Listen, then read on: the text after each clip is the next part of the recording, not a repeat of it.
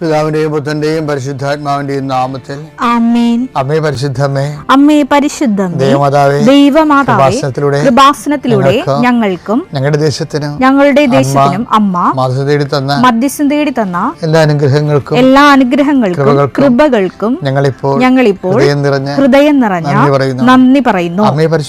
അമ്മേ പരിശുദ്ധമേ, ദൈവമാതാവേ, 2004 ഡിസംബർ 7 തീയതി ഉച്ചകഴിഞ്ഞ് 2:30 കൃപാസനത്തിൽ സംഭവിച്ച അമ്മയുടെ പ്രത്യക്ഷപ്പെടലിനെ കുറിച്ച് തിരുസഭയ്ക്ക് സമർപ്പിച്ചിരിക്കുന്ന പഠനരേഖകളുടെ മേൽ സഭാത്മകമായ പഠനം ആരംഭിക്കുവാൻ ഞങ്ങൾ പ്രാർത്ഥിക്കുന്നു. അമ്മേ പരിശുദ്ധമേ, ഭൂസ്വർലോകങ്ങളുടെ രാജ്ഞിയായ അങ്ങയ്ക്ക് ഭൗമ സംരക്ഷണത്തിനായി പ്രപഞ്ചപ്രകൃതിയെ തന്നെ തിരുസഭ പ്രതിഷ്ഠിക്കുവാൻ ഈ പ്രത്യക്ഷീകരണം വഴി ഇടയാക്കണമേ. പരിശുദ്ധമ്മേ, ജപമാല മാതാവേ, സകല കൃപാസനം പ്രാർത്ഥനകളോടും ചേർത്ത് ഞങ്ങളിപ്പോൾ പ്രാർത്ഥിക്കുന്ന ഈ കുടുംബത്തിന്റെ പ്രത്യേക നിയോഗം അമ്മയുടെ പ്രത്യക്ഷീകരണത്തിന്റെ ഈ അനുഗ്രഹവേളയിൽ ഞങ്ങൾക്ക് സാധിച്ചു തരുവാൻ കനിയണമേ. ആമേൻ. വിശ്വാസ പ്രമാണം. സർവശക്തനായ പിതാവും ആകാശത്തിന്റെയും ഭൂമിയുടെയും സൃഷ്ടാവുമായ ദൈവത്തിൽ ഞാൻ വിശ്വസിക്കുന്നു. അവിടുത്തെ ഏകപുത്രനും ഞങ്ങളുടെ കർത്താവുമായ ഈശോമിശിഹായിലും ഞാൻ വിശ്വസിക്കുന്നു.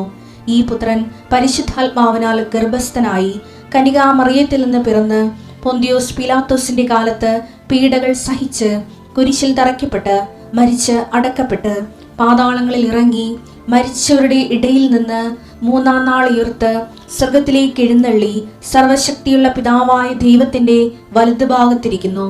അവിടെ നിന്ന് ജീവിക്കുന്നവരെയും മരിച്ചവരെയും വിധിക്കുവാൻ വരുമെന്നും ഞാൻ വിശ്വസിക്കുന്നു. പരിശുദ്ധാത്മാവിലും ഞാൻ വിശ്വസിക്കുന്നു. വിശുദ്ധ കത്തോലിക്കാ സഭയിലും പുണ്യവാന്മാരുടെ ഐക്യത്തിലും പാപങ്ങളുടെ മോചനത്തിലും ശരീരത്തിന്റെ ഉയർപ്പിലും നിത്യമായ ജീവിതത്തിലും ഞാൻ വിശ്വസിക്കുന്നു. ആമേൻ. സുഖസ്ഥനായ ഞങ്ങളുടെ പിതാവേ, അങ്ങയുടെ നാമം പൂജിതമാകണമേ. അങ്ങയുടെ രാജ്യം വരണമേ. അങ്ങയുടെ തിരുമനസ് സ്വർഗത്തിലെ പോലെ ഭൂമിയിലും ആകണമേ. അന്നു വേണ്ടുന്ന ആഹാരം ഇന്ന് ഞങ്ങൾക്ക് തരണമേ. ഞങ്ങളോട് തെറ്റ് ചെയ്യുന്നവരോട് ഞങ്ങൾ ക്ഷമിക്കുന്നത് പോലെ ഞങ്ങളുടെ തെറ്റുകൾ ഞങ്ങളോടും ക്ഷമിക്കണമേ. ഞങ്ങളെ പ്രലോഭനത്തിൽ ഉൾപ്പെടുത്തരുതേ, തിന്മയിൽ ഞങ്ങൾ രക്ഷിക്കണമേ. ആമേൻ. നന്മ നിറഞ്ഞ മറിയമേ, സ്വസ്തി. കർത്താവ് അങ്ങയുടെ കൂടെ സ്ത്രീകളിൽ അങ്ങ് അനുഗ്രഹിക്കപ്പെട്ടവളാകുന്നു. അങ്ങയുടെ ഉദരത്തിൻ ഫലമായി ഈശോ അനുഗ്രഹിക്കപ്പെട്ടവനാകുന്നു. പരിശുദ്ധ മറിയമേ, തമ്പുരാന്റെ അമ്മേ, പാപികളായ ഞങ്ങൾക്ക് വേണ്ടി ഇപ്പോഴും ഞങ്ങളുടെ മരണസമയത്തും തമ്പുരാനോട് അപേക്ഷിക്കണമേ. ആമേൻ. നമുക്ക് പ്രാർത്ഥിക്കാം. കർത്താവേ, നിന്റെ ഉന്നതമായ നാമത്തിൽ സ്വസ്ഥം ചെയ്യുന്നു. കർത്താവേ, നിന്റെ വിശുദ്ധ പൗരോഹിത്യത്തെ മഹത്വപ്പെടുത്തണമേ. കർത്താവേ, സഭയിലുള്ള സാന്നിധ്യം ബലമാക്കണമേ. 39 കൊല്ലം ഞാൻ അർപ്പിച്ച കൃപയുടെ യുഗതിയാൽ കൃപാസനത്താറെ ജീവനോടെ പ്രത്യക്ഷപ്പെട്ട പരിശുദ്ധയുടെ മാധ്യസ്ഥത്താൽ ഇപ്പോൾ പ്രാർത്ഥിക്കുന്ന എല്ലാ മക്കളുടെ മേലും അതിന് അനന്തമായ കരുണ ചൊരിയണമെന്ന് പ്രാർത്ഥിക്കുന്നു. ഇന്നത്തെ ആവശ്യങ്ങൾ, ഇന്നത്തെ ജീവിതത്തിൻ്റെ പ്രതിസന്ധികൾ, ഇന്ന് നടക്കാതിരിക്കുന്ന യാത്രകൾ, പോകാതിരിക്കുന്ന യാത്രകൾ, ഇന്ന് ചെയ്ത് തീർക്കേണ്ട ഉത്തരവാദിത്തങ്ങൾ, അതുപോലെ തന്നെ ജീവിതത്തെ ഇപ്പോൾ വഴിമുട്ടി നിർത്തിയിരിക്കുന്ന പല വിഷയങ്ങൾ, വ്യക്തികളുടെ നിലപാടുകളാകാം, നിയമമാകാം, നിയമത്തിന് തടസ്സമാകാം, ചിലപ്പോൾ ഇൻ്റർവ്യൂവിനും പരീക്ഷകൾക്കും ഉള്ള അയോഗ്യതയാകാം, ആവശ്യമായ രേഖകൾ ലഭ്യമല്ലാത്ത സാഹചര്യമാകാം. കർത്താവേ, എന്തു തന്നെയായാലും ഈ ഒരു പ്രാർത്ഥനയുടെ ശക്തിയാൽ കൃപാസനത്താരെ ജീവനോടെ പ്രത്യക്ഷപ്പെട്ട പരിശുദ്ധ അമ്മയുടെ മാധ്യസ്ഥത്തിലെ ഈ വിഷയത്തിന് വേണ്ടി ദൈവിക തീരുമാനം ഉണ്ടാകാൻ ഇടയാക്കണം പ്രാർത്ഥിക്കുന്നു. മാരകമായ രോഗങ്ങൾ, തീരാവ്യാധികൾ, ആശുപത്രി കഴിയുന്നവരെ, അവിടെ ബൈസ്റ്റാൻഡേഴ്സായിട്ട് നിൽക്കുന്നവരെ, കർത്താവെ, അതിനുവേണ്ടിയുള്ള ആവശ്യമായ സാമ്പത്തികമായ അവസ്ഥകളില്ലാത്തവരെ, പൈസയ്ക്ക് വേണ്ടി വല്ലാതെ വിഷമിക്കുന്നവരെ, കടങ്ങൾ കാരണം കടക്കാരുടെ സമ്മർദ്ദങ്ങൾ മൂലം മനസ്സ് വിഷമിക്കുന്നവരെ, പല വിഷയങ്ങളും വിചാരിച്ച പോലെ നടക്കാതെ ഇങ്ങനെ ട്രാഫിക് ജാം പോലെ ജീവിതത്തിൽ ജാമായി ഒരു അടിപോലും ജീവിതം മുന്നോട്ട് പോകാതെ വഴിയിൽ കുഴഞ്ഞു പോകുന്നവരെ, രക്ഷിക്കും, എപ്പോൾ രക്ഷപ്പെടുമെന്ന് അറിയാൻ പാടില്ല വിഷമിക്കുന്നവരെ, അവർക്ക് കർത്താവെ ഒരു പുതിയ വഴി കാണിക്കാൻ വേണ്ടി പരിശുദ്ധ ദേവമാതാവിൻ്റെ മാധ്യസ്ഥം ലഭിക്കുന്നത്. പ്രാർത്ഥനയിൽ കർത്താവെ മുന്നോട്ട് പോയിട്ട് പലർക്കും പ്രാർത്ഥനയുടെ ഉത്തരം താമസിക്കുന്നതനുസരിച്ച് കൊണ്ട് വിശ്വാസ ശൈത്യം സംഭവിച്ചവരെ, അവരെ കർത്താവെ അങ്ങ് ആരിപ്പുവിനെ ചൂടാക്കുകയും വാടിപ്പിനെ നനയ്ക്കുകയും ചെയ്യുന്ന പരിശുദ്ധാത്മാവ് നിറവാൽ അവരെ അഭിഷേകം ചെയ്യണമേ എന്ന് പ്രാർത്ഥിക്കുന്നു. ഭവനങ്ങളിൽ വഴക്കും വിദ്വേഷവും മത്സരവും ഉള്ളവരെ, ഭൗതിക ജീവിതത്തിൽ പരാജയങ്ങളും മത്സര തകർച്ചയും ഉള്ളവരെ, ഒരു വിഷയം കണ്ട് ഒരു ലക്ഷ്യം ഫിക്സ് ചെയ്തു, അതിലാശ്രയം വെച്ചു മുന്നോട്ട് പോയി, വർഷങ്ങളെടുത്തു, ഇപ്പോൾ അത് നടക്കാത്ത അവസ്ഥയായി, അങ്ങനെ ജീവിതം വന്നിച്ചു പോയവർ അവരെല്ലാം കർത്താവ് ഇപ്പോഴും പരിശുദ്ധ ദേവമാതാവിന്റെ മാധ്യസ്ഥത്തിൽ അവരുടെ ബന്ധനങ്ങളെ യേശുക്രിസ്തു നാമത്തിൽ ഞാൻ അഴിച്ചു മാറ്റുന്നു. കർത്താവേ, നിൻ്റെ വിശുദ്ധ പൗരോഹിത്യത്തെ മഹത്വപ്പെടുത്തണമേ. കർത്താവേ, ഇന്നത്തെ യാത്ര, ഇന്നത്തെ ജനങ്ങളോടുള്ള ഇടപെടലുകൾ, ഇന്നത്തെ സംസാരങ്ങൾ, ജനങ്ങളോടുള്ള അഭിസംബോധനകൾ, പഠനങ്ങൾ, പഠിപ്പിക്കലുകൾ എല്ലാം ആശീർവദിച്ച് പ്രാർത്ഥിക്കുന്നു. അത് നാളെ തിങ്കളാഴ്ച ചെയ്യാനിരിക്കുന്ന ജോലികൾക്ക് ആവശ്യമായ അനുതാരികൾ സ്വരുക്കൂട്ടുന്നവരെ അവർക്കുള്ള തടസ്സങ്ങളെ ഈശോനാമത്തിൽ ബന്ധിക്കുന്നു. എൻ്റെ കർത്താവിൻ്റെ ഉന്നതമായ നാമത്തിൽ, സഭയുടെ അധികാരത്തിൽ, കുരിശടയാളത്തിൽ ഹൃദയത്തിൻ്റെ മന്ദിപ്പുകൾ മാറുകയും മനസ്സിൻ്റെ ഇടർച്ച കർത്താവിൻ്റെ നാമത്തിൽ സുഖപ്പെടുകയും ചെയ്യട്ടെ. പ്രാർത്ഥിക്കാൻ പറ്റാത്തവർ, ജീവിതത്തിൻ്റെ പ്രശ്നങ്ങൾ കാരണം ഉറങ്ങാൻ പോലും പറ്റാത്തവർ, അവരുടെ വിശ്വാസം വർദ്ധിക്കുകയും പ്രാർത്ഥനയിൽ അവർ എരിവുള്ളവരാകുകയും ഈ വിഷയത്തെ അതിജീവിക്കാൻ പരിശുദ്ധ ദേവമാതാവ് അവരെ സഹായിക്കട്ടെ. വിദേശ ജോലികൾ, അതിനുള്ള രേഖകൾ, യാത്രകൾ, പരീക്ഷണങ്ങൾ, ഇൻ്റർവ്യൂകൾ, ടെസ്റ്റുകൾ, വരാൻ പോകുന്ന റിസൾട്ടുകളെല്ലാം കർത്താവിൻ്റെ നാമത്തിൽ നിനക്ക് അനുകൂലമായി മാറട്ടെ. Lord infuse your spirit, lord infuse your spirit of power and grace. കുഞ്ഞുങ്ങളെ ഓർത്ത് പ്രാർത്ഥിക്കുന്ന കർത്താവെ, കുഞ്ഞുങ്ങളെ പ്രതി പീഡിതരായിട്ടുള്ളവരും മാനസികമായ പ്രയാസം അനുഭവിക്കുന്നവരും, കുഞ്ഞുങ്ങളോട് സങ്കടപ്പെടുന്നവരും, കുഞ്ഞുങ്ങളില്ലാത്തവരെ വേദനിക്കുന്നവരെയും ഈ നിമിഷം ഈശോനാമത്തെ ആശീർവദിക്കുന്നു. Lord infuse your spirit, lord infuse your spirit of power and grace.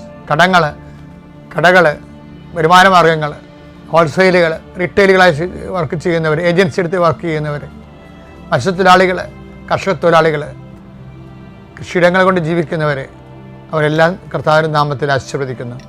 അവരുടെ അതിനോടനുബന്ധിച്ചുള്ള എല്ലാ വിഷയത്തിലും ദൈവ തീരുമാനം ഉണ്ടാകട്ടെ. മാസങ്ങളായി, ദിവസങ്ങളായി പ്രാർത്ഥന മുടങ്ങിയവർക്ക് കർത്താവ് പുതിയ കൃപ നൽകുകയും അവരുടെ ആത്മീയ ജീവിതത്തെ കർത്താവ് ബലപ്പെടുത്തുകയും ചെയ്യട്ടെ. Lord infuse your spirit of power and grace. ഇവിടെ കഴിഞ്ഞ ദിവസങ്ങളിലെ ഒരു സാക്ഷ്യം ഉണ്ടായിരുന്നു. നമ്മൾ അത് യൂട്യൂബിൽ അപ്പ് ചെയ്തിട്ടുണ്ട്, നോക്കണേ. വരാപ്പുഴ എന്നുള്ള ദമ്പതികളാണ്. അപ്പം ഇതിൻ്റെ ഒരു വിസ്മയം എന്ന് പറയുന്നത്, ഇവർ കൃപാസനത്തിൽ കൗൺസിലിങ്ങിന് വന്നപ്പോൾ കൗൺസിലർ ഇവരോട് പറഞ്ഞ് തീയും വെള്ളവും സൂക്ഷിക്കണം എന്ന് പറഞ്ഞു. അപ്പോൾ ഇവർക്ക് അതിനെക്കുറിച്ച് ഒരു ഐഡിയ കിട്ടില്ല, എന്താ ഉദ്ദേശിക്കണമെന്ന് അറിയാൻ പാടില്ലെന്നാണ്. അവരങ്ങനെ അത് വലിയ കാര്യമായിട്ട് എടുത്തില്ല. പക്ഷെ അവർ താഴെ കൃപാസനത്തിൽ വന്ന് അച്ഛൻ ആൾത്താരെ വന്ന് പ്രാർത്ഥിച്ചപ്പോൾ ഞാനും ഇവിടെ ശിരസിൽ കൈവച്ച് പ്രാർത്ഥിച്ചപ്പോൾ ഞാനും പറഞ്ഞ് തീയും വെള്ളവും സൂക്ഷിക്കണമെന്ന് പറഞ്ഞു. പിറ്റേ ദിവസം ഈ മനുഷ്യൻ തീ പിടിച്ച്. അപ്പോഴാണ് ഇവർ രണ്ടും ഇത് മുകളിൽ കൗൺസിലിങ്ങിന് 2ാം നിലയിലല്ലേ, അപ്പോൾ താഴെ അച്ഛൻ ആൾത്താർ നിൽക്കുന്നത്, തമ്മിൽ കണക്ഷനൊന്നും ഇല്ലല്ലോ.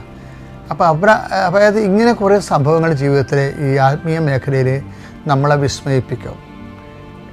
അതെന്താ സംഭവിച്ചത്? അപ്പോൾ ഞാനിത് ഈ സാക്ഷ്യം കേട്ടപ്പോഴേ ഞാൻ ഓർത്തെന്താണെന്നറിയാമോ, ഈ ഉടമ്പടി എന്ന് പറയണത് തന്നെ ദുരന്തമുണ്ടാകാൻ പോണ് പ്രാർത്ഥിക്കണമെന്നാണ് അമ്മ പറഞ്ഞത്. അമ്മയുടെ കൃപാസന പ്രത്യക്ഷീകരണം അതാണ്, ദുരന്തം ഉണ്ടാകാൻ പോകുന്നു, പ്രാർത്ഥിക്കണം. 2004 ഡിസംബർ 7-ാം തീയതി അമ്മ സമയഘടികാരം നിൽച്ചാർത്തി പ്രത്യക്ഷപ്പെടുമ്പോൾ പറയണത് ദുരന്തം ഉണ്ടാകാൻ പോണ് പ്രാർത്ഥിക്കണമെന്നാണ്. അപ്പോൾ അത് വ്യക്തി ദുരന്തമാകാം, ചിലപ്പോൾ രാജ്യ ദുരന്ത കലാമിറ്റീസ് ആകാം, ചിലപ്പോൾ യുദ്ധം പോലെയുള്ള പ്രപഞ്ച ദുരന്തമാകാം, കാലാവസ്ഥ ഭേദങ്ങളാകാം. എല്ലാം ഈ കൃപാസന പ്രത്യക്ഷീകരണം അഡ്രസ്സ് ചെയ്യുന്നുണ്ട്. പക്ഷേ അത് സഭയാണത് പറയേണ്ടത്, നമുക്കതിനത് വ്യാഖ്യാനിക്കാനുള്ള അധികാരവും അംഗീകാരവും ഒന്നുമില്ല. അതുകൊണ്ടാണ് സഭ ഈ പ്രത്യക്ഷീകരണം പഠിക്കണമെന്ന് പറഞ്ഞ് നമ്മൾ ലോകവ്യാപകമായ രീതിയിൽ ഇപ്പോൾ മധ്യസ്ഥ പ്രാർത്ഥന നടന്നുകൊണ്ടിരിക്കുകയില്ല, അതിൽ നമ്മുടെ പ്രത്യക്ഷ പ്രാർത്ഥന എന്ന് പറയുന്നത്. പക്ഷേ ഒരു കാര്യം സത്യമാണ്, അത് ദൈവിക വാഗ്ദാനങ്ങൾ ഉള്ളതാണ്. എന്താണ് കാര്യം? വരാൻ പോകുന്ന കാര്യങ്ങൾ അവൻ നിങ്ങളെ അറിയിക്കുമെന്ന് പറഞ്ഞില്ലേ യോഹന്നാൻ 16:14. അവൻ സ്വമേധയാ ആയിരിക്കില്ല സംസാരിക്കുന്നത്. പരിശുദ്ധാത്മാവിനെ കുറിച്ച് ഈശോ പറയണം, അവൻ സ്വമേധയാ ആയിരിക്കില്ല സംസാരിക്കുന്നത്, അവൻ കേൾക്കുന്നത് മാത്രം സംസാരിക്കും. വരാനിരിക്കുന്ന കാര്യങ്ങൾ അവൻ നിങ്ങളെ അറിയിക്കും. അത് വാഗ്ദാനമാണ് ശരിക്കും പറഞ്ഞാൽ. അപ്പോൾ വാഗ്ദാനപ്രകാരം തന്നെയാണ് കൃപാസനത്തിൽ പ്രത്യക്ഷീകരണം സംഭവിച്ചിരിക്കുന്നത്. വരാനിരിക്കുന്ന കാര്യങ്ങൾ അറിയിക്കുന്നത് ആരാണ്? പരിശുദ്ധാത്മാവിൽ നിറഞ്ഞ അമ്മയാണ് കൃപാസനത്തെ അറിയിക്കുന്നത്. ഇതുപോലെ തന്നെ എനിക്ക് എപ്പോഴും തോന്നിയിട്ടുള്ള കാര്യം എന്നറിയാമോ, ഈ മനുഷ്യന്മാർക്ക് ദൈവത്തിൻ്റെ ചൈതന്യത്തിൽ ജീവിക്കുന്നത് എനിക്ക് നിങ്ങളോട് പറയാനുള്ളത് ഇവർ വളരെ സിമ്പിളായിട്ടുള്ള കാര്യമാണ്. ഇത് നമ്മുടെ ആശ്രമ സ്പിരിച്വാലിറ്റി സംഭവത്തിനെ കോംപ്ലിക്കേറ്റ് ആക്കിയിട്ടുണ്ട്. സാധാരണ മനുഷ്യർക്ക് സാധ്യമല്ല എന്ന രീതിയിലാക്കിയിട്ടുണ്ട്.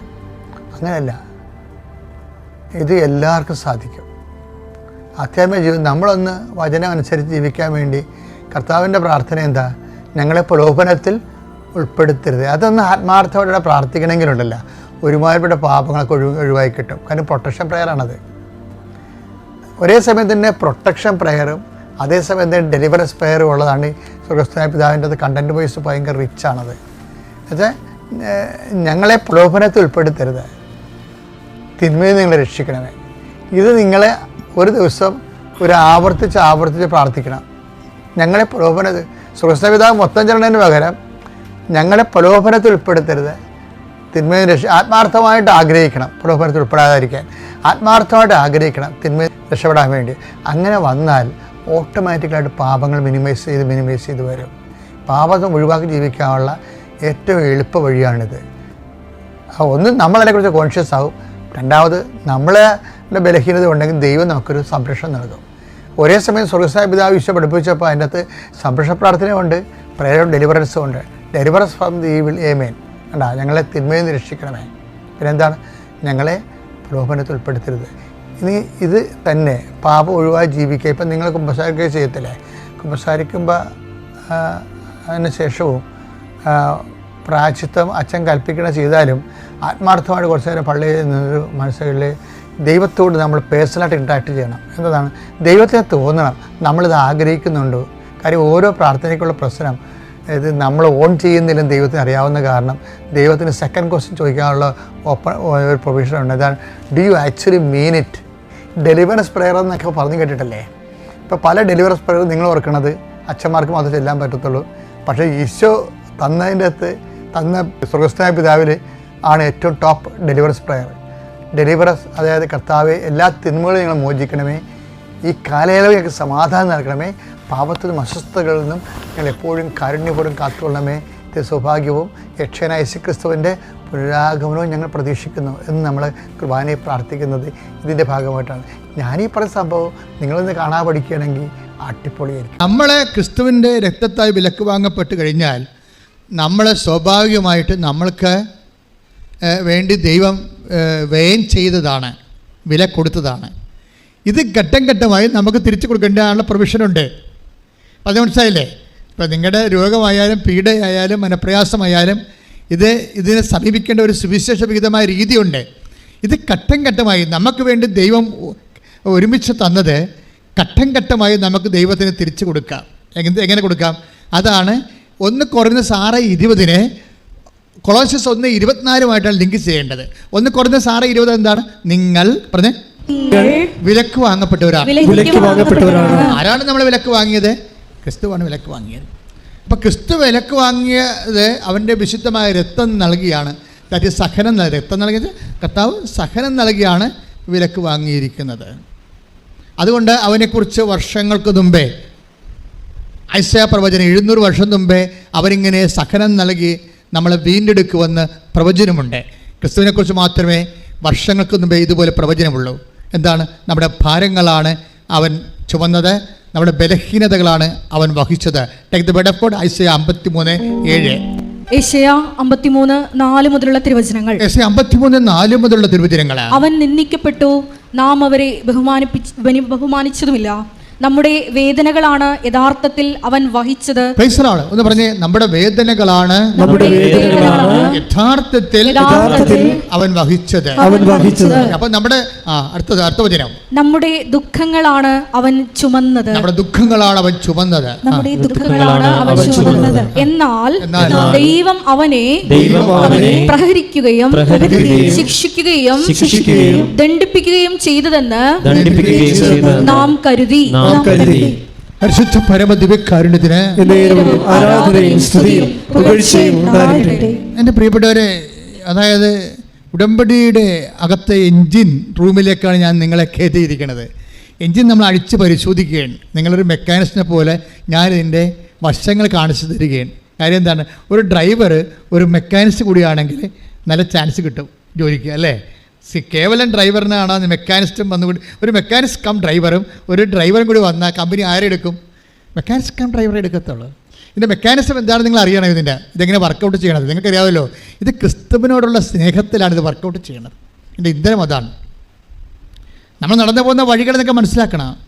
ഇതിപ്പോൾ ഇതിൻ്റെ മെക്കാനിസം കൂടി നമ്മൾ പഠിക്കുകയും അല്ല. നമ്മളൊരു കാറ് വാങ്ങിച്ചിട്ട് കേട് വരുമ്പോൾ വേറെ വണ്ടി വിളിച്ച് ആ കാർ ആ വണ്ടിയെ കയറ്റി ചുവന്നുകൊണ്ട് വേറെ സ്ഥലത്ത് കൊണ്ടുപോയി റിപ്പയർ ചെയ്ത് കൊണ്ടുപോകുന്ന സംഭവമല്ല. അയാൾ മെക്കാനിക്സ് ആണെങ്കിൽ നിങ്ങൾക്ക് തന്നെ സെൽഫ് റിപ്പയറിങ് നടക്കണം എവിടെയാണെങ്കിലും. അതിപ്പോൾ ഇപ്പോൾ ഉദാഹരണത്തിന് നിങ്ങളുടെ വില കൊടുക്കാൻ പറഞ്ഞിരിക്കുന്നു. നമ്മൾ ദൈവം വില കൊടുത്താൽ വാങ്ങിയതെന്ന് നമുക്കറിയാം. അതാണ് 1 കൊരിന്ത്യർ 6:20. നിങ്ങൾ വിലക്ക് വാങ്ങപ്പെട്ടവരാണ്. നിങ്ങൾ എങ്ങനെ വിലക്ക് വാങ്ങപ്പെട്ടു എന്നുള്ളതാണ് ഐസയ 53:4, 5, 6, 7 വചനം പറയുന്നത്. എന്താണ്? നമ്മുടെ പാപങ്ങൾക്ക് വേണ്ടി അവൻ ക്ഷതമേൽപ്പിക്കപ്പെട്ടു, അവൻ്റെ മേലുള്ള ശിക്ഷ നമ്മൾക്ക് രക്ഷയായി. കേട്ടിച്ച് കർത്താവിനെ സ്തുതി. പരിശുദ്ധ പരമദിവ്യകാരുണ്യത്തിന് ആരാധനയും സ്തുതിയും പുകഴ്ചയും ഉണ്ടായിരിക്കട്ടെ. നിങ്ങൾ കൃപാസനം ധ്യാനമില്ലേ? കൃപാസനം ധ്യാനം, ഉടമ്പടി ധ്യാനത്തേക്ക് കാണുന്നതിൻ്റെ നിങ്ങൾക്കറിയാവുന്നത് കരിസ്മാറ്റിക് വചന പ്രഘോഷങ്ങളല്ലേ അറിയാവുന്നത്. ആ മോഡിൽ ഇത് കാണാൻ പറ്റത്തില്ല. ഇത് കൃപാസനത്തിന് കൃപാസനം ധ്യാനത്തിൻ്റെ രീതികൾ കർത്താവിൻ്റെ വചനത്തിലുണ്ട്. അതായത് ആ രീതിയിലാണ് ഇതിനെ കാണേണ്ടത്. ഇപ്പോൾ ഉദാഹരണത്തിന് കൃപാസനത്തിൽ നിന്നുകൊണ്ട് ഞാൻ നിങ്ങളോട് സംസാരിക്കും എന്ന് കർത്താവ് പറഞ്ഞിട്ടില്ലേ? അതിൻ്റെ വെളിപാടുകൾ. ഇപ്പോൾ ഞാൻ അയർലൻഡിൽ ചെന്ന് ഉടമ്പടി ധ്യാനം നടത്തിയപ്പോൾ കർത്താവ് എന്നോട് പറഞ്ഞത് ഇവിടെ വെച്ച് പറഞ്ഞ കാര്യമല്ല അവിടെ പറഞ്ഞത് വേറെയാകാം. അവിടെ പറഞ്ഞത് ഉടമ്പടി അവർ രാത്രി 11:45 മണി വരെ നിന്ന് ഉടമ്പടി എടുത്തത്. ഒരു തണുപ്പ് രാജ്യം നിങ്ങൾക്ക് അറിയാമല്ലോ. 9 മണിക്ക് കയറിയ ധ്യാനത്തിന് ഞാൻ കയറിയതാണ്. ഞാൻ ഇറങ്ങുമ്പോൾ രാത്രി 11-12 മണിയായി. ആ 11:45 മണി വരെ ആൾക്കാർ ക്യൂ നിന്ന് ഉടമ്പടി എടുക്കുകയാണ്. അതൊക്കെ അവർക്ക് കിട്ടിയ ഒരു അവസരം അവർ ത്യാഗം അനുഭവിച്ച് അത് വളരെ വിശ്വസ്തയോടെ. എന്നാൽ പൊടിക്കുഞ്ഞുങ്ങളും 2 വയസ്സുള്ള കുഞ്ഞുങ്ങളൊക്കെ ആയിട്ടാണ് ഈ കുടുംബം മുഴുവൻ വന്നത്. നമ്മുടെ ഇവിടെ പോലെ വീട്ടിലെ ആളായിട്ടിട്ട് പോരാൻ പറ്റത്തില്ല. അതുകൊണ്ട് വരുമ്പോൾ 2 വയസ്സുള്ള കുഞ്ഞ്, 3 വയസ്സുള്ള കുഞ്ഞ്, 4 വയസ്സുള്ള കുഞ്ഞുങ്ങളൊക്കെ ആയിട്ട്. പക്ഷേ ആ കുഞ്ഞുങ്ങളാരും നിലവിളിക്കണില്ല. നിങ്ങളിപ്പോൾ ഇവിടെ കുഞ്ഞിനെ കൊണ്ടുവന്ന കാറി കൂവി നാളെ വെച്ച് കൃപാസനം അത് മനത്തിൽ കിട്ടും. അതെന്ത് സംഭവം എന്നറിയത്തില്ല. അവിടുത്തെ കുഞ്ഞുങ്ങൾക്ക് അത് നിലവിളിയില്ല. അത് ട്രെയിൻഡാണ് ശരിക്കും. വേറെ രീതിയിലാണ് ഈ എനിക്കപ്പോൾ മനസ്സിലായി നിലവിളിപ്പിക്കാതെ കുഞ്ഞുങ്ങളെ വളർത്താൻ പറ്റുമെന്ന് എനിക്ക് മനസ്സിലായി. അയർലൻഡിൽ ചെന്നപ്പോൾ ഒരു കുഞ്ഞ്, ഞാൻ 200 കുഞ്ഞുങ്ങളുള്ള ഒരു ധ്യാനത്തിൽ ചെന്ന്, ഞങ്ങളുടെ താഴത്തെ നിലയിൽ ഞാൻ നടത്തുന്ന ധ്യാനം. അതുപോലെ തന്നെ അവിടെ ഒരു 1400 പേരുണ്ട്, 1200 പേരുണ്ട്. അത് കഴിഞ്ഞപ്പോൾ അച്ഛൻ എന്നെ മോളിൽ വിളിച്ചുകൊണ്ട് പോയി. ഇതിൻ്റെ ഭാഗമായിട്ട് കുഞ്ഞുങ്ങൾക്ക് ധ്യാനമുണ്ട്. അവിടെ കണ്ടപ്പോൾ ഞാൻ ഞെട്ടിപ്പോയി. 2 വയസ്സുള്ള കുഞ്ഞുങ്ങൾ എന്നെ കാണുമ്പോൾ ടാറ്റ പറഞ്ഞ് ചിരിച്ചോണ്ട്. എന്നെ ആദ്യം കാണുകണേ ഇന്ത്യയിലെ കുഞ്ഞുങ്ങൾ എന്നെ കണ്ടാൽ നിലവിളിക്കും. അപ്പോൾ തന്നെ ഞാൻ തന്നെ ഓർത്ത് എന്ത് പരിപാടി എന്നത്. കുഞ്ഞുങ്ങളൊക്കെ ഏതാണ്ട് ഞാൻ വർഷങ്ങളോളം അവരുടെ വീട്ടിൽ താമസിച്ച പോലെ എന്നിട്ട് കഴിഞ്ഞ ടാറ്റ പറഞ്ഞ് പ്രൈസ് ജീസസ്. 3 വയസ്സുകാരുണ്ട്, 4 വയസ്സ്, 5 വയസ്സുകാരൊക്കെ ഉണ്ട്. ഏറ്റവും കൂടിയ കൊച്ചിന് ഒരു 7 വയസ്സേ കാണത്തുള്ളൂ. 7 വയസ്സ് കാണത്തില്ല, അത്രേ ഉള്ളൂ. അത്തരം 300 കുഞ്ഞുങ്ങളെ എനിക്കാണെങ്കിൽ ഭയങ്കര അഭിഷേകം കിട്ടി. കരുതുങ്ങളെല്ലാം കണ്ടപ്പോഴേ മറ്റൊരു രാജ്യത്താണ് അവർ ജീവിക്കണമെങ്കിലും അവർ 2 വയസ്സുള്ള കുഞ്ഞുങ്ങളെ അവരെ വിശ്വാസത്തിലാണ് വളർത്തുന്നത്. അത് നമ്മൾ പഠിക്കേണ്ട ഒരു സംഭവമാണ്. മലയാളി ഇവിടുന്ന് ചെല്ലുമ്പോൾ മലയാളി തന്നെയല്ലേ, നമ്മളെ 2 വയസ്സുള്ള കുഞ്ഞുങ്ങളെ ആരെങ്കിലും ഏൽപ്പിച്ചിട്ട് കുഞ്ഞിനെ കൊണ്ട് ഇപ്പോൾ പള്ളി വരാൻ നമുക്ക് എന്ത് പാടാ. പക്ഷേ എനിക്ക് തോന്നുന്നു ഈ 2 വയസ്സ് തന്നെ കൊടുത്ത് തന്നെ കുഞ്ഞുങ്ങൾക്ക് വിശ്വാസം കൊടുക്കണമെന്ന് തോന്നണം. കാര്യം അങ്ങനെ കൊടുത്ത വിശ്വാസം ഒരിക്കലും നമുക്ക് പോകത്തില്ല. നിങ്ങൾ കുറച്ച് കഴിയുമ്പോൾ നമ്മളെ കുഞ്ഞുങ്ങളൊന്ന് മുതിർന്നിട്ട് വിശ്വാസം കൊടുക്കാമെന്ന് പറഞ്ഞാൽ ചിലപ്പോൾ കുഞ്ഞുങ്ങൾ വിശ്വാസം സ്വീകരിച്ചതെന്ന് വരും അല്ലേ. അപ്പം അതുകൊണ്ട് ഇപ്പോൾ നമ്മൾ ഭക്ഷണം എങ്ങനെയാണ് കൊടുക്കുന്നത്? എപ്പോഴും കുഞ്ഞിന് ജനിക്കുമ്പോൾ തന്നെ ഭക്ഷണം കൊടുക്കത്തില്ലേ അല്ലേ, മുലപ്പാൽ കൊടുക്കത്തില്ലേ? എന്നെ കൊണ്ട് അതുപോലെ തന്നെ വിശ്വാസം കൊടുക്കണം. ഞാനതൊക്കെ ഞാൻ ആദ്യമായിട്ട് കാണുന്ന ഒരു കാഴ്ചയത് കൊണ്ടാണ് എനിക്കത് വല്ലാതായിട്ട് തോന്നിപ്പോയി. ഭയങ്കര സന്തോഷം തോന്നി. കാര്യം 2 വയസ്സുകാർ, കറക്റ്റ് 2 വയസ്സേ ഉള്ളൂ, ഇത്രയുള്ള ആൾക്കാർ. പക്ഷേ അപ്പോൾ ഈ ആൾക്കാർ എന്നെ കാണുമ്പോൾ ഇങ്ങനെ എല്ലാവരും കൂടി എഴുന്നേറ്റിട്ടേ, കാണാത്ത ഒരാളല്ല ഞാൻ കാണുന്നവർ, എന്നിട്ട് പോലും അവർ എനിക്ക് ടാറ്റയൊക്കെ തന്ന് പ്രൈസ് ജീസസൊക്കെ ഈ 3 വയസ്സോ 4 വയസ്സുള്ള ആൾക്കാരൊക്കെ പറയണേ. അപ്പോൾ നമ്മൾ ട്രെയിൻ ചെയ്ത് കൊടുക്കണ പോലെ ഇരിക്കുമെന്ന് ഇപ്പോൾ മനസ്സിലായി. അതുപോലെ തന്നെ അവരുടെ വിശ്വാസ പരിശീലനം. കാര്യം അതൊക്കെ മുമ്പ് സംഭവം ഉണ്ടായി. എൻ്റെ ഇവിടുത്തെ പഴയ വികാരി ഫാദർ യേശുദാസ് എന്നോടൊന്ന് ചോദിച്ചു, അച്ഛാ ഞാനൊരു കുടുംബത്തെ കൊണ്ടുവന്നിട്ടുണ്ട്, അച്ഛനെ ഒന്ന് കാണാൻ പറ്റുമോ? ഞാൻ പറഞ്ഞ് ഉടമ്പടി എടുത്തിട്ട് 1 മാസം, 1 കൊല്ലവും 2 കൊല്ലവും 3 കൊല്ലവും ആയിട്ടുള്ളവർക്ക് ഇവരെ കാണാൻ നിൽക്കുകയാണ്. സീരിയസ്. അപ്പോൾ ഉടമ്പടി എടുക്കാത്തവരെ കാണുമ്പോൾ പ്രയാസമായിരിക്കുമെന്ന് ഞാൻ അവരെ പറഞ്ഞു വിട്ടു അച്ഛനോട്. പക്ഷേ അച്ഛൻ നമുക്ക് ഒരിക്കലും ഒഴിവാക്കാൻ പറ്റാത്ത അത്രയ്ക്ക് നല്ല വിശുദ്ധിയുള്ള, അത്രയും അടുപ്പമായിട്ടുള്ള കൃപാസന എടുപ്പോടെ അച്ഛനാണ്. എന്നിട്ടും എനിക്ക് ഉടമ്പടിയുടെ വിഷയമുള്ള കാരണം, ഉടമ്പടി ഞാൻ കാണിക്കുന്ന നീതിയല്ലല്ലോ. ആരെങ്കിലും വന്ന് പറയുമ്പോൾ അവരെ കാണുക എന്ന് വെച്ചാൽ നീതിയല്ലത്. എന്ന് വെച്ച് കഴിഞ്ഞാൽ ആരും അറിയാം, ഉടമ്പടി എടുത്ത 10,000 മനുഷ്യർ കാണേണ്ട ഒരു പോക്ക് പോലും കാണാൻ പറ്റാത്ത രീതിയിൽ നിൽക്കുമ്പോൾ അങ്ങനെ വരുമ്പോൾ എനിക്കത് എൻ്റെ മനസ്സനുഭവിച്ചത്. ഞാൻ അച്ഛനോട് പറഞ്ഞു യു അണ്ടർസ്റ്റാൻഡ് മീ എന്ന് പറഞ്ഞു വിട്ടു. പക്ഷേ അവർ അവിടെ വെച്ച് എന്നെ കണ്ട്, അയർലൻഡ് വെച്ച് എന്നെ കണ്ടു. ഇവിടുന്ന് ഞാൻ പറഞ്ഞു വിട്ട് കഴിഞ്ഞ അടുത്ത് പറഞ്ഞു വിട്ട ഒരാൾക്കാരാണ്. പക്ഷേ അവരെ കണ്ടപ്പോൾ എനിക്ക് സന്തോഷം തോന്നി. അവർ 2 സ്ഥലത്ത് വെച്ച് ഞാൻ കണ്ട്, നോക്കിൽ വെച്ചും കണ്ടു. എന്താ കഷ്ടം എന്നറിയാവോ? അവർക്ക് 10 കുഞ്ഞുങ്ങളുണ്ട്.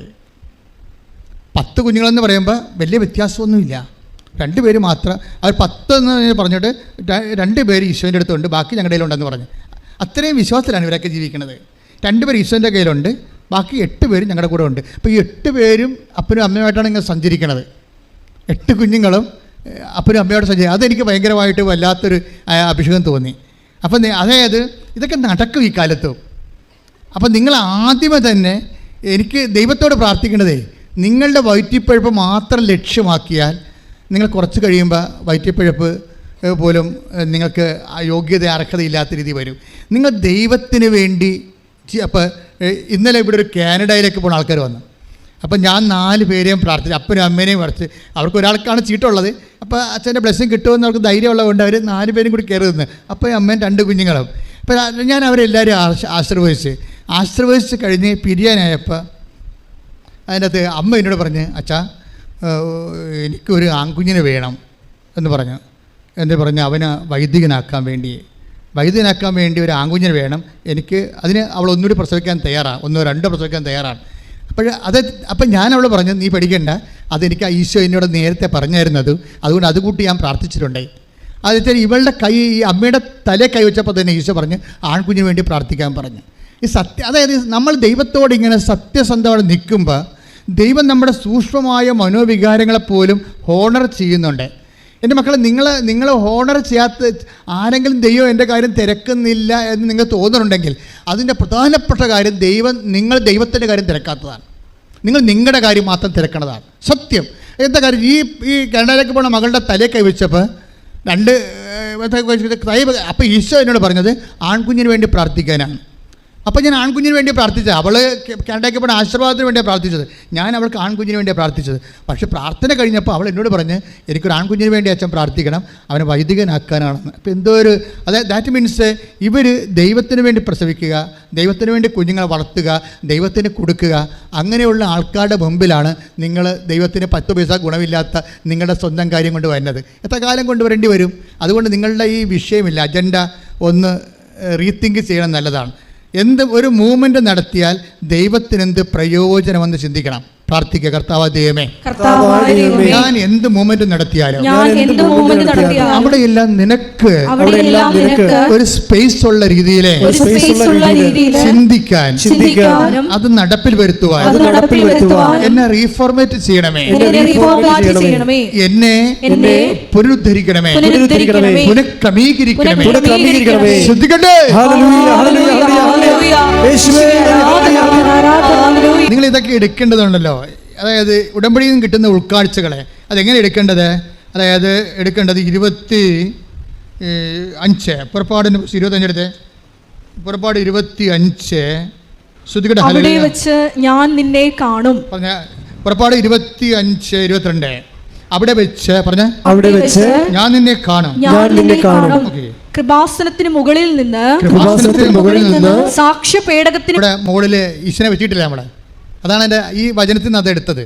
അതായത് ഈശോ വചനം ഇവിടെയും ആ ഒരു ചിന്തയിലാണ് ഈശോയെ വെച്ചിരിക്കുന്നത്. കൃപകളുടെ നടുവിൽ നിന്ന് ഞാൻ നിന്നോട് സംസാരിക്കും. അപ്പം കൃപാസനത്തിൻ്റെ ധ്യാന ശുശ്രൂഷകളെ ഒരു കരിസ്മാറ്റിക് ധ്യാനമായിട്ടല്ല കാണേണ്ടത്, മറിച്ച് നിങ്ങളുടെ ജീവിതത്തിന് ദൈവത്തോട് ഉടമ്പടി ചെയ്ത വ്യക്തികളോടുള്ള ദൈവത്തിൻ്റെ ഒരു സംവേദനമായിട്ടാണ് കാണേണ്ടത്. ഈശോയുടെ വചനങ്ങൾ അവൻ പറയണത് നമ്മൾ നടപ്പിൽ വരുത്തിക്കണം. അവൻ പറയണതേ നടപ്പിൽ വരുത്താവൂ. അവൻ പറയുന്നത് ശ്രദ്ധിക്കണം. നമ്മൾ മോസസിന് ഇത്തിരി ശ്രദ്ധ കുറഞ്ഞു പോയി, അത് കാരണമാണ് വാഗ്ദാനം പ്രാപിക്കാതെ വന്നത്, അല്ലേ? അത് വചനം എഴുതിയിട്ടുണ്ടല്ലേ, നിയമാവർത്തനം 32 51 മുതൽ 52 വരെ. എന്തെന്നാൽ സിൻ മരുഭൂമിയിൽ കാദേശിലെ മെരീബ ജലാശയത്തിന് സമീപം ഇസ്രായേൽ ജനത്തിന്റെ മുൻപിൽ വെച്ച് നീ എന്നോട് അവിശ്വസ്തമായി പെരുമാറി എന്റെ പരിശുദ്ധിക്ക് നീ സാക്ഷ്യം നൽകിയില്ല. ഇസ്രായേൽ ജനത്തിന് ഞാൻ നൽകുന്ന ആ ദേശം നീ കണ്ടുകൊള്ളുക, എന്നാൽ നീ അവിടെ പ്രവേശിക്കുകയില്ല. പരിശുദ്ധ പരമ ദിവ്യകാരുണ്യത്തിന് ആരാധനയും സ്തുതിയും പുകഴ്ചയും ഉണ്ടായിരിക്കട്ടെ. പരിശുദ്ധ പരമ ദിവ്യകാരുണ്യത്തിന് ആരാധനയും സ്തുതിയും പുകഴ്ചയും ഉണ്ടായിരിക്കട്ടെ. ഇതിന് പല കാരണങ്ങളുണ്ട്. കാര്യം വാഗ്ദാനം മോസസ് പ്രാപിക്കാതിരുന്നതിന്റെ ഒരു കാരണം എന്താണ്? പ്രവേശിക്കാതിരിക്കാൻ കുറെ കാരണങ്ങളുണ്ട്. എന്നൊക്കെ ഈ കൽപ്പന കൊടുത്ത മോസസ് പോലും വാഗ്ദാനം പ്രാപിക്കുന്നില്ല. അതാണ് ഇതിൻ്റെ അകത്ത് ഒരു ദുരന്തം എന്ന് പറയുന്നത്. ഇസ്രായേൽ ജനത്തിൻ്റെ മുമ്പിൽ ദൈവത്തിൻ്റെ പരിശുദ്ധിക്ക് അല്ലെങ്കിൽ ദൈവത്തിൻ്റെ വചനത്തോടുള്ള വിശ്വസ്തതയ്ക്ക്, സൂക്ഷ്മതയുള്ള വിശ്വസ്തതയ്ക്ക് മോസസ് സാക്ഷ്യം വഹിച്ചില്ല. അല്ലേ? പാറ ചൂണ്ടാൻ പറയുമ്പോൾ പലരും അടിക്കാൻ തോന്നി. രണ്ട് തരാറുണ്ട്. പല മെരീബയിലെ ജനത്തിൻ്റെ ആ പാറയിൽ അടിക്കാനേ പറഞ്ഞുള്ളൂ, അല്ല ചൂണ്ടാനേ പറഞ്ഞുള്ളൂ. അപ്പോൾ മോസസ് എന്ത് ചെയ്ത്? അത് അടിച്ചു. എപ്പോഴും നമ്മൾ ശ്രദ്ധിക്കുമ്പോൾ വചനങ്ങൾ, കർത്താവിൻ്റെ വചനങ്ങൾ കേൾക്കുമ്പോൾ സൂക്ഷ്മതയോടുകൂടിയും അതിന് ദൈവം വിശ്വസ്തതയെന്നാണ് പറയണത്. നമ്മളെ ദൈവം എന്താ പറയണത് അതനുസരിച്ച് ചെയ്യുമ്പോൾ നമ്മൾ പ്രകടിപ്പിക്കുന്നത് വിശ്വസ്തതയാണ്, വിശ്വാസമല്ല, വചനത്തോടുള്ള വിശ്വസ്തത. പിന്നെ പക്ഷേ ഇതൊന്നുമല്ല ഞാൻ പറയാൻ ഉദ്ദേശിച്ചത്. ഞാൻ പറയാൻ ഉദ്ദേശിച്ചത് അയർലൻഡിൽ വെച്ച് ഈശോ ഇതിന് വേറൊരു ഭാഷ്യം നൽകി, വ്യാഖ്യാനം. എന്തുകൊണ്ട് മോസസ് വാഗ്ദാനം പ്രാപിച്ചില്ലെന്ന്. നമ്മളീ പറയുന്ന പരമ്പരാഗതമായ കാരണങ്ങളല്ല, അത് മാത്രമല്ല ഒത്തിരി കാരണങ്ങളുണ്ട്. അതിലൊരു കാരണം നമ്മൾ പുറപ്പാടിൻ്റെ പുസ്തകം 33:11 എടുത്തേ. പുറപ്പാട് 33:11. സ്നേഹിതനോടെന്ന പോലെ കർത്താവ് മോശയോട് മുഖാഭിമുഖം സംസാരിച്ചിരുന്നു. അതിനുശേഷം മോശ പാളയത്തിലേക്ക് മടങ്ങിപ്പോകും. എന്നാൽ അവൻ്റെ സേവകനും നൂനിൻ്റെ പുത്രനുമായ ജോഷുവ എന്ന യുവാവ് കൂടാരത്തെ വിട്ടുപോയിരുന്നില്ല. ഇവിടെയാണ് പ്രോബ്ലം വരുന്നത്. കണ്ടാ, ഇത് നിങ്ങൾ ശ്രദ്ധിക്കണം. ഉടമ്പടിയിൽ നിങ്ങൾ നാളെ വാഗ്ദാനം പ്രാപിക്കാൻ ഉദ്ദേശിക്കുന്നുണ്ടെങ്കിൽ മോസസിന് കൈമോശം വന്ന ഈ വിഷയം നിങ്ങൾ തിരുത്തേണ്ടി വരും. എന്താ നമ്മുടെ പുറപ്പാട് 11 വായിച്ചു, പുറപ്പാട് 33:11 വായിച്ചേ. സ്നേഹിതനോടെന്ന പോലെ കർത്താവ് മോശയോട് മുഖാഭിമുഖം സംസാരിച്ചിരുന്നു. അതിനുശേഷം മോശ പാളയത്തിലേക്ക് മടങ്ങിപ്പോകും. എന്നാൽ അവന്റെ സേവകനും നൂനിന്റെ പുത്രനുമായ ജോഷുവ എന്ന യുവാവ് കൂടാരത്തെ വിട്ടുപോയിരുന്നില്ല. എൻ്റെ മക്കളെ, ഇതിൻ്റെ മുഴുവൻ രഹസ്യം ഇരിക്കുന്നത് ഈ വചനത്തിലാണ്. മോസസ് എന്തുകൊണ്ട് വാഗ്ദാനം പ്രാപിച്ചില്ല? അത് കാരണം ദൈവം ഉദ്ദേശിച്ചിരുന്നത് മോസസിന് കാര്യങ്ങൾ അറിയാവുന്ന ആളാണ്. പക്ഷേ കാര്യം അറിയാവുന്ന ആൾ പക്ഷേ അറിയുന്ന കാര്യങ്ങളെ പ്രയോഗിക്കുന്നതിൽ സൂക്ഷ്മത പിഴവ് വരുന്നുണ്ട്. മോസസിൻ്റെ കാര്യങ്ങൾ അറിയാം. എന്താ അറിയാവുന്നത്? പുറപ്പാട് 14:14 എടുത്തേ. പുറപ്പാട് 14:14. കർത്താവ് നിങ്ങൾക്ക് വേണ്ടി യുദ്ധം ചെയ്തുകൊള്ളും, നിങ്ങൾ ശാന്തരായിരുന്നാൽ മതി. അപ്പോഴേ വാഗ്ദാനം പ്രാപിക്കുന്നതിലുള്ള ഒരു പ്രാർത്ഥനാനിർഭരമായ ശാന്തത ഇതിൻ്റെ ഒരു പ്രീ റെക്വിസിറ്റാണ്. മനസ്സിലായോ? വെകിലെ പിടിച്ച് ശാന്തപ്പെട്ട് നടന്നില്ലല്ലോ, ഒത്തില്ലല്ലോ, പിന്നെയും തോറ്റല്ല എന്ന് പറഞ്ഞ് ചില പ്രാന്തികൾ നടക്കണില്ലേ. അയ്യോ ഞാൻ ഉടമ്പടി എടുത്തില്ല, ഞാൻ ഇനി എന്താണ് കുഴപ്പം സംഭവിച്ചത്, നടന്നില്ല, ഓഫർ ലെറ്റർ വന്നില്ല എന്ന് പറഞ്ഞ് വെകിളിയും പിടിച്ച് നടക്കണില്ലേ. ഈ വെകിളിക്കാർ ശ്രദ്ധിക്കും. ഇതിനൊരു പ്രാർത്ഥനാ നിർഭരമായ, നിങ്ങളെപ്പോഴും ഓഫർ ലെറ്റർ അല്ലെങ്കിൽ വിസ എന്ന് പറഞ്ഞുകൊണ്ട് ഇങ്ങനെ പ്രാന്തി പിടിച്ച് കമ്പ്യൂട്ടറായിട്ട് ഇങ്ങനെ കണ്ണ് തള്ളിപ്പോയി നോക്കിയിട്ട് കാര്യമില്ല. മര്യാദയ്ക്ക് നിങ്ങൾ ഉടമ്പടി ചെയ്ത് ജീവിതത്തെ നോക്കണം. ഇവിടെ എന്താ സംഭവിച്ചിരിക്കുന്നത്? ഓരോ വിഷയത്തിൽ അങ്ങനെയാണ് ഉടമ്പടിക്ക്. അതിൻ്റെതായിട്ടുള്ള ഒരു പ്രാർത്ഥനാ നിർഭരമായ ശാന്തതയുണ്ട്. എന്താ പുറപ്പാട് 14:14 എന്താ പറയണത്? കർത്താവ് നിങ്ങൾക്ക് വേണ്ടി യുദ്ധം ചെയ്യും, നിങ്ങൾ ശാന്തരായി ഇരുന്നാൽ മതി. അതായത് എവിടെ ഇരിക്കണം? കലിങ്ക കുത്തിരിക്കണം. വല്ലയിടത്തും പോയിരുന്നൊരു കാര്യമില്ല. കർത്താവിൻ്റെ കൂടെ ഇരിക്കണം. അല്ലാതെ മകളെ കെട്ടിച്ച് വീട്ടിൽ പോയിരിക്കരുത്. എവിടെ ഇരിക്കണം നോക്കണം നിങ്ങൾ. ഇവിടുത്തെ പ്രശ്നം മുഴുവൻ ഇരിപ്പ് ദോഷമാണല്ല. നമ്മൾ ഈ തലക്കദോഷം പോലെ വന്നിരിക്കുന്ന ഒരു കുഴപ്പമാണ് ഇരിപ്പ് ദോഷം. എവിടെയാണ് ഇരിക്കണം എന്ന് നോക്കണം നിങ്ങൾ. അതായത് കർത്താവിൻ്റെ അടുത്ത് ഇരിക്കണമെന്നാണ് ഉദ്ദേശിക്കുന്നത്. എന്ന് വെച്ചാൽ മനസ്സുകൊണ്ട്. നമുക്ക് എപ്പോഴും പള്ളിയിൽ പോയി ഇരിക്കാൻ പറ്റുമോ? മനസ്സുകൊണ്ട്. ഇപ്പോൾ ഞാനും കൊച്ചനും കൂടി ഇരുന്ന് കഴിഞ്ഞാൽ, അല്ലെങ്കിൽ ഞാനും ജോമളും കൂടി ഇരുന്ന് കഴിഞ്ഞാൽ, ഞങ്ങൾ മൂന്നും കൂടി ഇരുന്നാൽ അത് മുഖം ഞങ്ങൾ സംസാരിക്കുന്നത് കർത്താവിൻ്റെ കാര്യങ്ങളാണ് സംസാരിക്കുന്നത്. ഞങ്ങളൊരു പള്ളിയിൽ പോയി ഇരിക്കുകയല്ല. എപ്പോൾ സംസാരിച്ചാലും കാറിൽ പോയാലും കർത്താവിൻ്റെ കാര്യം സംസാരിച്ചുകൊണ്ടിരിക്കും. കർത്താവിൻ്റെ എങ്ങനെ ജീവിക്കണത്. അപ്പം അച്ഛൻ സംശയങ്ങൾ ചോദിക്കും, ഞാൻ നിവാരണം ചെയ്യും, പിന്നെ ഞാൻ സ്റ്റേറ്റ്മെൻറ്റ് പറയും, പിന്നെ അനുഭവങ്ങൾ പറയും. ഇങ്ങനെ നമ്മൾ ഇരിക്കുകയാണ് കർത്താവിൻ്റെ കൂടെ. മനസ്സിലായി? അതുപോലെ നിങ്ങളും ഉടമ്പടി ധ്യാനം കൂടിയും അതെന്താണെന്ന് നോക്കിയും അതിൻ്റെ വശങ്ങൾ മനസ്സിലാക്കിയും പ്രാർത്ഥിച്ച് നോക്കിയും മാതാവിനോട് പ്രാർത്ഥിച്ചും നിങ്ങൾ ആവശ്യമില്ലാത്ത വെകിളി കാണിക്കരുത്. വെകിളി ദൈവത്തിന് ഇഷ്ടമില്ലാത്ത സംഭവമാണ്. വെകിളി, വ്യഗ്രതയില്ലേ ആൾക്കാരുടെ. നമുക്ക് നിങ്ങൾ ഇങ്ങനെ വ്യഗ്രത കാണിക്കുമ്പോൾ ദൈവം എന്താ സംഭവിക്കാന്ന് അറിയാമോ? ഡാമേജ് ആകണത് എന്തൊക്കെയാണ്? നമ്മൾ വ്യഗ്രത കാണിക്കുമ്പോൾ ഡാമേജ് ആകണത് വിശ്വാസം ഡാമേജ് ആകും, പ്രത്യാശ ഡാമേജ് ആകും, അതുപോലെ തന്നെ ദൈവസ്നേഹവും ഡാമേജ് ആകും. അതുകൊണ്ടാണ് ഈശോ പറഞ്ഞത് ഉത്കണ്ഠ, വ്യഗ്രത എന്ന് പറയുന്നത് സുഖലോലുപത, മധ്യാസക്തി, ജീവിത വ്യഗ്രത. Take the word of God. ശ്രുതിക്കട്ടെ. ഹല്ലേലൂയ, ഹല്ലേലൂയ, ഹല്ലേലൂയ, ഹല്ലേലൂയ, ഹല്ലേലൂയ. യേശുവേ നന്ദി. ഹല്ലേലൂയ, ഹല്ലേലൂയ. ആരാധന. ലൂക്കായുടെ സുവിശേഷം 21-ാം അധ്യായം 34-ാം തിരുവചനം. ലൂക്ക 21:34. സുഖലോലുപത, മദ്യാസക്തി, ജീവിത വ്യഗ്രത എന്നിവയാൽ നിങ്ങളുടെ മനസ്സ് ദുർബലമാവുകയും ആ ദിവസം ഒരു കെണി പോലെ പെട്ടെന്ന് നിങ്ങളുടെ മേൽ വന്നു വീഴുകയും ചെയ്യാതിരിക്കാൻ ശ്രദ്ധിക്കുവിൻ. ഇപ്പൊ എന്നെ സംഭവിക്കണമെന്ന് വെച്ച് കഴിഞ്ഞാൽ വ്യഗ്രത വരുമ്പോൾ എന്ത് സംഭവിക്കുന്ന പറയണത്? വ്യഗ്രത അതായത് സുഖലോലുപത, മധ്യാസക്തി, പിന്നെന്താ ജീവിത വ്യഗ്രത എന്നിവയാൽ മനസ്സ് ദുർബലമാകും. ഈ മനസ്സ് ദുർബലമായ മനസ്സിൽ നിന്ന് വിശ്വാസം ഉണ്ടാകത്തില്ല, പ്രത്യാശ ഉണ്ടാകത്തില്ല, ദൈവസ്നേഹം ഉണ്ടാകത്തില്ല, ഒന്നും ഉണ്ടാകത്തില്ല. അപ്പോൾ ഏറ്റവും ഉടമ്പടി എടുത്ത ആൾക്കാർ എന്താ ശ്രദ്ധിക്കേണ്ടത്? മനസ്സ് ദുർബലമാക്കാതിരിക്കാൻ നോക്കണം. പിടിയാ എന്ന് പറഞ്ഞേ. ഉടമ്പടി എടുത്ത ആൾക്കാർ എന്താ ചെയ്യേണ്ടത്? മനസ്സ് ദുർബലമാക്കരുത്. മനസ്സ് ദുർബലമാകണം. എന്തൊക്കെ കൊണ്ടാണ്?